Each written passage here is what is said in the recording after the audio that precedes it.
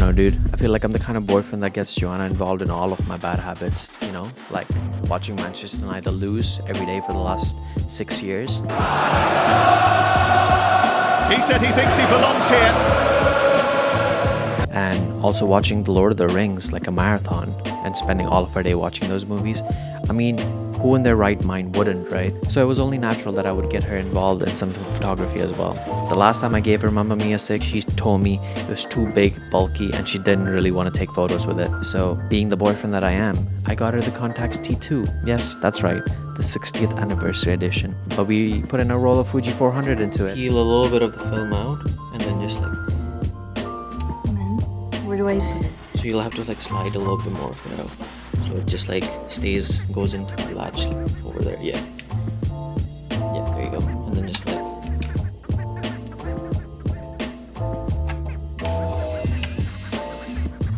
top it to show you what shot you're on.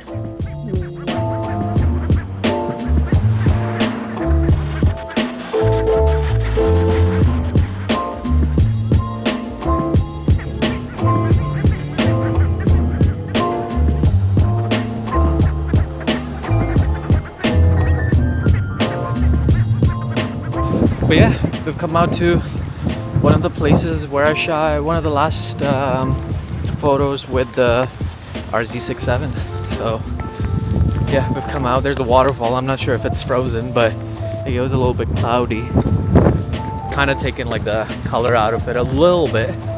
But yeah, try to go over and see there's a bridge that has like a waterfall. So we'll try to see what that's looking right now. No, I was gonna say, it looks really nice. You can actually get a decent view of the skyline from here. I'm pretty sure there's like better and more decent spots. I know, right? You can see why I thought it might have been frozen. Because it literally is. What do you think of the spot? Look at my hair. It's like flying everywhere.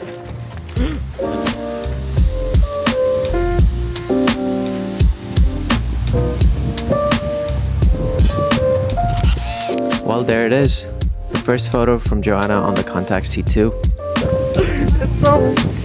It's so cold. Okay. Yeah, but feel free to play around. There's 36 shots on it, so. Oh, there's 36. Yeah. Oh my god. You're lucky. You're not shooting medium format, right? You only get like 12 on a 6x6.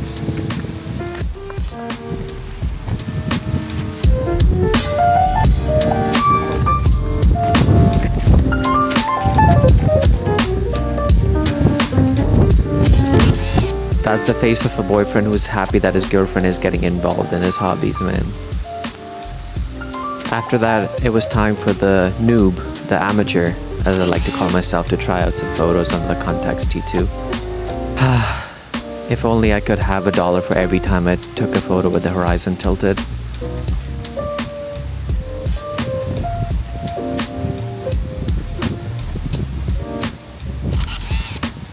Much better.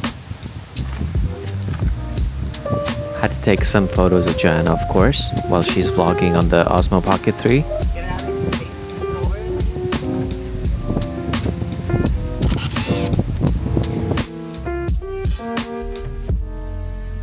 And another one. Love how the sunset colors turn out though, and the images are sharp enough. It was time to move on to the other side of the bridge. We're freezing at this point, but we really wanted to take some more photos and get a few different perspectives.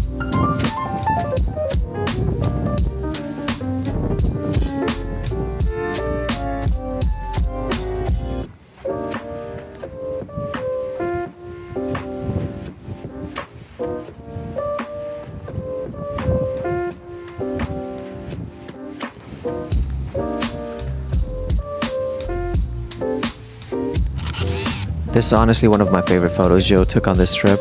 Amazing sunset colors, and the image is very detailed and sharp.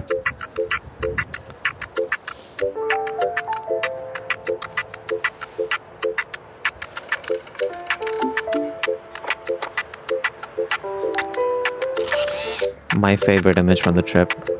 Amazing. She's a professional, guys.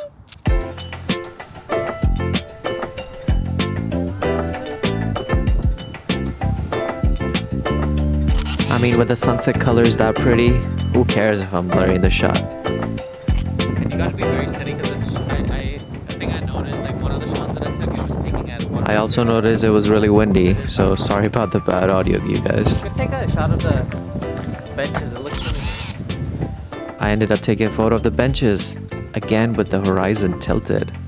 Yeah. I also took this photo of the waterfall, but I think the camera was being pushed to its limit with the 400 speed film at this point. Of course, I had to oblige Joanna with a blurry photo as well.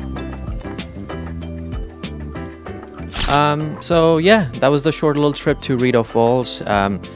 Extremely cold, extremely chilly, almost froze our asses off, but it was nice to test this Contax T2 out. Something about older technology and something about vintage cameras is you never really know how everything is working inside it, the mechanics and everything like that. Obviously these are things that can't be repaired anymore, or if they can be repaired, the parts are like very hard to find.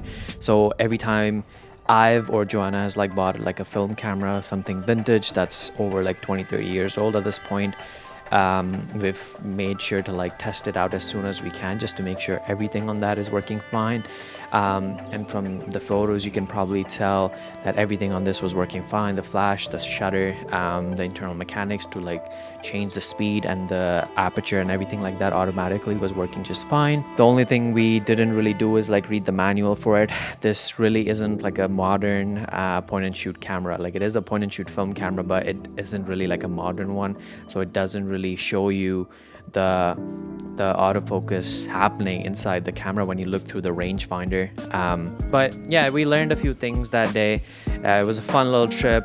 Got a lot of photos. We almost couldn't like finish the roll-off. We had to like take some photos at home. But it's super nice to get Joanna like get started with film photography.